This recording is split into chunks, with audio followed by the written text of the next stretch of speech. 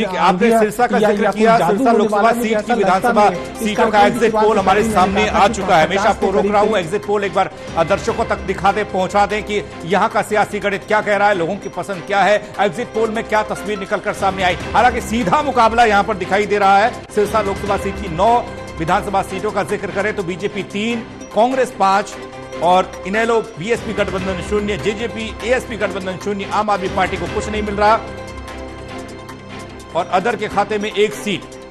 ये रानिया वाली seat other के खाते में, यानी कि चौटाला साहब यहां पर दमखम दिखाते दिख रहे हैं। और ये 5वां राउंड है। सिरसा लोकसभा सीट की 9 विधानसभा सीटों का गणित आपको बता रहे हैं। 3 पर बीजेपी, कांग्रेस 5 के अलावा अगर इनेलो और बीएसपी गठबंधन की बात करें तो 1 सीट आ सकती है। 0 से 1 सीट पर यहां समीकरण बैठ रहा है, लेकिन जेजेपी और एएसपी के खाते में कुछ नहीं जाता दिख रहा है। आम आदमी पार्टी का खाता नहीं खुल रहा है। अदर्स यानी कि रानिया वाली सीट जहां से रणजीत चौटाला चुनाव लड़ रहे हैं, निर्दलीय के तौर पर वो सीट निकालते हुए दिख रहे हैं इस एग्जिट पोल के हिसाब से। महेश, आपके पास ही मैं आ रहा हूं इस एग्जिट पोल के आंकड़े को लेकर। सिरसा लोकसभा सीट का यह आंकड़ा है, 9 विधानसभा सीटों का यह आंकड़ा है, जहां पर साफ साफ दिखाई दे रहा है कि 3 पर बीजेपी, 5 पर कांग्रेस और इनेलो और बीएसपी गठबंधन 1 सीट पर और अदर्स पर भी 1 है, यानी कि वो रानिया विधानसभा सीट है।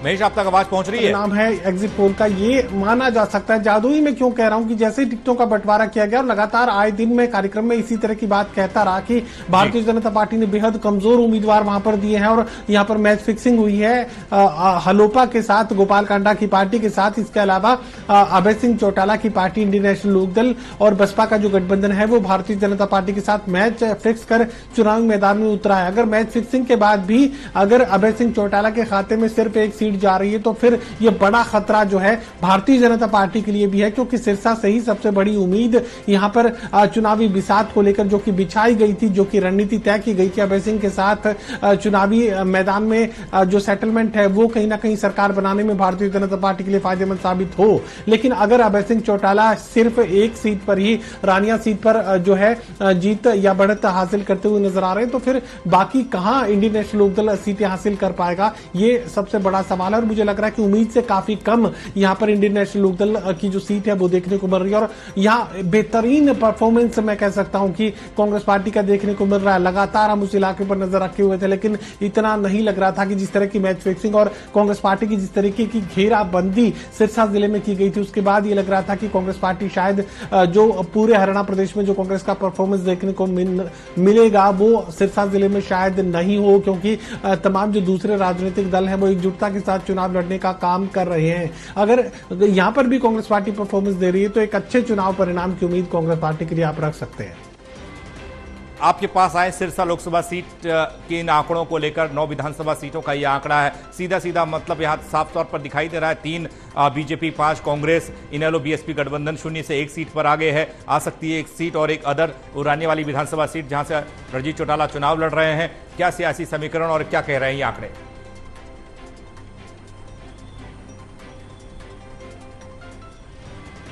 देवेंद्र, आवाज पहुंच रही है आप तक? जी जी जी पंकज, मैं आपको ये बताना चाहता हूँ, सिरसा में दरअसल सिरसा में चौटाला परिवार का शुरू से दबदबा रहा है जी।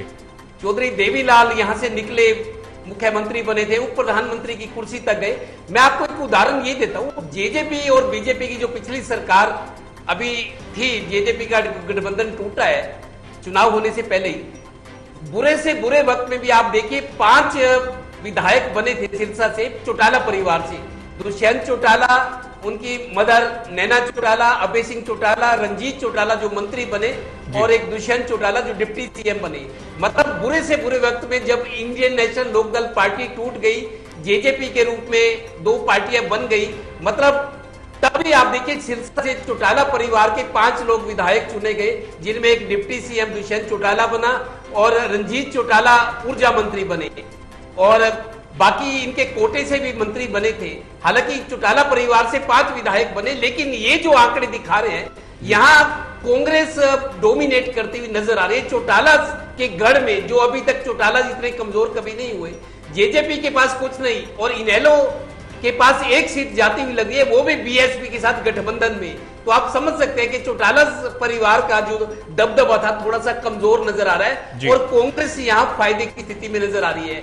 बीजेपी की जहां तक बात है, बीजेपी के लिए सिरसा में पहले भी ज्यादा कुछ नहीं था। अगर हलोपा से गठबंधन और अंडरस्टैंडिंग को छोड़ दे तो सिरसा में बीजेपी का जब से सत्ता में आई है 14 और 19 में, सिरसा में कोई ज्यादा कुछ रहा नहीं है, लेकिन तब भी 3 सीटें बीजेपी को आती दिख रही है। लेकिन फायदे की स्थिति में सबसे ज्यादा कांग्रेस है। 5 सीटें एक साथ अगर सिरसा लोकसभा में आ रही है तो कांग्रेस यहां से बढ़त बनाएगी, जो अभी ये 5वीं लोकसभा में दिखा रहे हैं बीजेपी के मुकाबले में। तो चौटाला परिवार कमजोर होते नजर आ रहे हैं। अगर रानिया से जैसे मान लो रंजीत चौटाला जीत भी जाते हैं तो इनेलो को 1 सीट मिल रही है, जहां पहले 5 सीटें थी पिछले 2019 के चुनाव में चौटाला परिवार के पास, अब वो 1 या 2 सीटों पर सिमटते हुए या कमजोर दिखाई दे रहे हैं। जी वीरेंद्र जी, आपके पास आ रहा हूं। एक गणित तो आपसे समझना चाहेंगे, लेकिन उससे इतर ऐसी क्या वजह रही कि जो चौटाला परिवार का चौटाला का गढ़ रहा है वहां पर सेधमारी हो गई, वहां पर कांग्रेस और बीजेपी अच्छी स्थिति में दिख रही हैं, जेजेपी का सुपड़ा साफ होता दिख रहा है और रणजीत चौटाला एकमात्र ऐसी सीट आदर्श के नाम है वो होती दिख रही है जहां पर 1 या 2 चौटाला उम्मीदवार जीतते दिखाई दे रहे हैं। देखिए, सिरसा जिले में कुमारी शैलजा ने अभी लोकसभा का चुनाव लड़ा था, तो वो सभी 9 की 9 विधानसभा चुनाव में उनको बढ़त मिली थी, यानी कि 9 विधानसभा सीटों पर जो है कांग्रेस आगे रही थी। और अब ऐसे में कांग्रेस 5 सीटों पर सिमट रही है, तो मतलब 5 भी कांग्रेस के लिए उपलब्धि है। मतलब और देखिए, चौटाला का गढ़ है और चौटाला के गढ़ के अंदर जो है भारतीय जनता पार्टी 3 सीटों पर जो है अपने अगर बढ़त बनाती है तो ये भी पार्टी के लिए एक संतोषजनक है। और चौटाला का बिल्कुल इसमें एक राजनीतिक जो उनकी विरासत थी वहां पिछड़ना जो है इंडियन नेशनल लोकदल के लिए और जननायक जनता पार्टी के लिए, दोनों के लिए एक जो है विचारणीय विषय है। और ऐसे में क्योंकि देखिए वहां पर जो है अब चाहे वो आप इसको रानिया की सीट कहें या सिरसा की सीट कहें, उसमें कौन आ रहा है ये तो अभी नहीं कहा जा सकता। लेकिन वहां देखिए सिरसा में कांग्रेस भी मजबूत है और वहां पर जो गठबंधन का प्रत्याशी हलोपा के प्रत्याशी के रूप में भी है गोविंद कांडा जो है अपनी जो है अलग एक छवि बनाए हुए हैं, तो वहां मुकाबला कांटे का है। और रानिया के अंदर भी अजीब स्थिति बनी हुई है, हालांकि चौटाला परिवार में मुकाबला है। तो ऐसे में अगर देखिए भारतीय जनता पार्टी 3 सीटें जीतती है, कांग्रेस 5 सीटें जीतती है, तो कांग्रेस का तो दबदबा है ही है, कांग्रेस के समर्थन में और वृद्धि होती है। भारतीय जनता पार्टी का भी 3 सीटें जो है वो एक अच्छी उपलब्धि है। लेकिन इसके बावजूद चौटाला परिवार का पिछड़ना ये उनके लिए चिंता का विषय है कि वो अपने गढ़ में ही क्यों पिछड़ रहे हैं, ये उनका जो जनाधार है वहां क्यों संकुचित होता जा रहा है, ये उनके लिए एक राजनीतिक आघात भी है। जी अनिल बंसल साहब, आपके पास मैं आ रहा हूं। इससे पहले हम चर्चा कर रहे थे, महेश्वरी जी ने एक बात का जिक्र किया था कि देखिए राजतंत्र खत्म हो गया, अब लोकतंत्र में हम जी रहे हैं, प्रजातंत्र में हम जी रहे हैं। लेकिन हरियाणा में हम देखते हैं तो अलग अलग तरीके के स्टेट बन गए, अलग अलग तरीके के गढ़ हैं और उन गढ़ के हिसाब से काम हो रहा है। ऐसा ही कुछ चौटाला परिवार का एक गढ़ माना जाता था, जो इलाका, उस इलाके से जो खबर निकल कर आई वो अच्छी खबर चौटाला परिवार या चौटाला के लिए नहीं है। देखिए, चौटाला ही क्यों, जो आपने रियासत या राज्य पर इनकी बात की, इवन बंसीलाल जी के तोशाम सीट पर वहाँ ही उनके परिवार के दोनों उम्मीदवार लड़ रहे हैं जी। तो ये तो बहुत स्थिति विचित्र है। पर जो आप बात करेंगे सिरसा की जी, तो 2 सीट यहाँ कांग्रेस को पिछली बार मिली थी। जो सोनी जी ने बात कही, लोकसभा में 9 की 9 सीटों पर बढ़त थी शैलजा की, तो लोकसभा तो चुनाव बिल्कुल आरक्षित सीट है लोकसभा में, तो वहाँ जाट तो लड़ नहीं सकता, दूसरा भी जो लड़ेगा वो दलित ही लड़ेगा। तो ऐसी स्थिति में अलग तरह का रुझान हो गया। लेकिन अब जब 9 विधानसभा सीटों के लिए चुनाव हो रहा है और जाट बेल्ट है, तो जाहिर है कि चौटाला परिवार बिखर गया, देवीलाल जी का परिवार, और बिखराव के बाद जाटों को अगर नज़र आ रहा है कि हमको मुख्यमंत्री भूपेंद्र सिंह हुड्डा को बनाना है, तो फिर ये सिरसा का जो एग्जिट पोल है ये साफ दिखा रहा है कि कहीं जाट शिफ्ट हुआ है सिरसा में भी कांग्रेस की तरफ, और कांग्रेस 2 से 5 पर पहुंच रही है। ये बहुत बड़ी उपलब्धि है, एक लोकसभा सीट में उसकी 3 विधानसभा सीटें बढ़ जाएं। और बीजेपी के लिए हम इसे झटका इसलिए नहीं कह सकते क्योंकि उनकी 2 सीटें थी, तो ये एक तरह से जो चौटाला परिवार है, देवीलाल परिवार है, उनके जनाधार को कांग्रेस समेट रही है।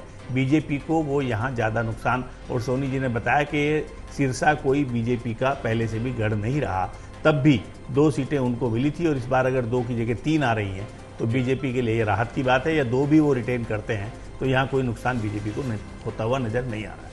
मिश, जेजेपी को लेकर हमने कई मर्तबा बातचीत की है। जिस हिसाब से इस पार्टी का जन्म हुआ, जिस हिसाब से इस पार्टी ने सफलता हासिल की, आसमान तक पहुंची, और उसके बाद जिस हिसाब से इस पार्टी को इसका डाउनफॉल आया और आज स्थिति ऐसी है कि ये गढ़ में ही इनके चेहरे दिखाई नहीं दे रहे। एग्जिट पोल ऐसा इशारा कर रहा है। कुरुक्षेत्र में 2 सीटें जीती, यहाँ पर इनका गढ़ था, यहाँ पर भी इनकी सीटें नहीं आ रही, इनके नाम आगे नहीं है। ऐसा क्यों?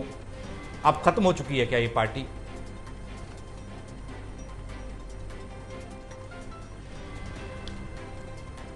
देखिए, पहले तो मैं ये बता दूं कि जननायक जनता पार्टी को जो लोग नई पार्टी कहकर संबोधित करते हैं, नई पार्टी का संबोधन इस पार्टी के लिए नहीं हो सकता, क्योंकि इंडियन नेशनल लोकदल की ही नई पैकिंग जननायक जनता पार्टी थी। वही नेता थे, वही कार्यकर्ता थे, वही वोटर्स थे, वही विचारधारा थी। तो साफ तौर से यहां सिर्फ एक पैकिंग नहीं थी, एक नए पैकेट में जननायक जनता पार्टी को लॉन्च किया गया था, एक नए सिंबल के साथ लॉन्च किया गया था, जो एंटी इनकमेंसी या कहें कि जो खास वर्गों की नाराजगी इंडियन नेशनल लोकदल के साथ कहीं ना कहीं चिपकी हुई नजर आ रही थी, उस चिपकन को खत्म करने की कोशिश जननायक जनता पार्टी थी।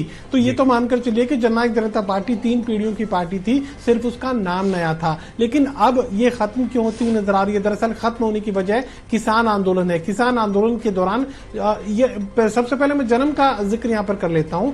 जाट वोटर्स ने ही जननायक जनता पार्टी को जन्म दिया था, और जाट वोटर्स ने ही जननायक जनता पार्टी को निपटाने का काम किया है। चाहे वो बीते लोकसभा चुनाव का मैं जिक्र करूं और या इस विधानसभा चुनाव के परिणाम का मैं जिक्र करूं। सिरसा लोकसभा क्षेत्र में क्या परिस्थिति हो चुकी है उसका अंदाजा आप देख चुके हैं। अब जिक्र में यहां पर उचाना विधानसभा सीट का करना चाहूंगा, जहां से खुद डेप्यूटी सीएम, पूर्व डेप्यूटी सीएम दुष्यंत चौटाला जो है चुनाव मैदान में थे। उनकी भी काफी खराब स्थिति देखने को मिलेगी। कह सकते हैं कि उनका जो चुनाव परिणाम सामने आएगा, उसके बाद हरियाणा प्रदेश की जनता चौंक जाएगी कि महज इतने वोट क्या दुष्यंत चौटाला के खाते में आए हैं। तो मैं ये कह सकता हूं कि जाट वोटर्स ने इस पार्टी को जन्म दिया था और जाट वोटर्स ने इस पार्टी को निपटाने का काम किया। वजह ये कि जिस वक्त उनका वोटर ये चाह रहा था कि वो सरकार से अलग हो जाएं, भारतीय जनता पार्टी की सरकार नहीं बनाए, और तीनों कृषि कानूनों को लेकर जब किसान संघर्ष कर रहा था दिल्ली के बॉर्डर्स पर, उस वक्त दुष्यंत चौटाला का वोटर दुष्यंत चौटाला के मुंह की तरफ देख रहा था कि वो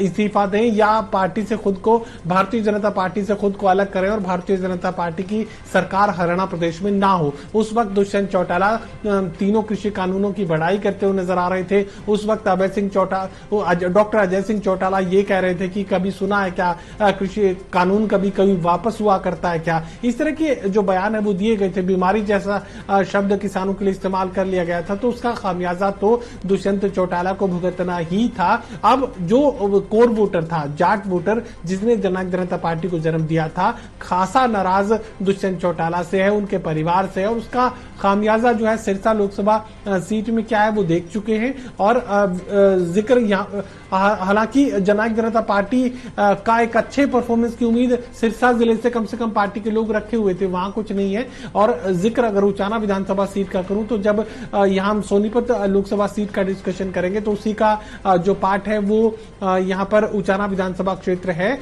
उचाना विधानसभा क्षेत्र दरअसल हिसार लोकसभा क्षेत्र का हिस्सा है, और जब हिसार लोकसभा क्षेत्र का जब चुनाव, एग्जिट पोल का चुनाव परिणाम सामने आएगा, उसके बाद हम ये डिस्कस करके ये जिक्र करेंगे कि उचाना सीट पर भी दुष्यंत चौटाला की यह खराब हालत क्यों थी।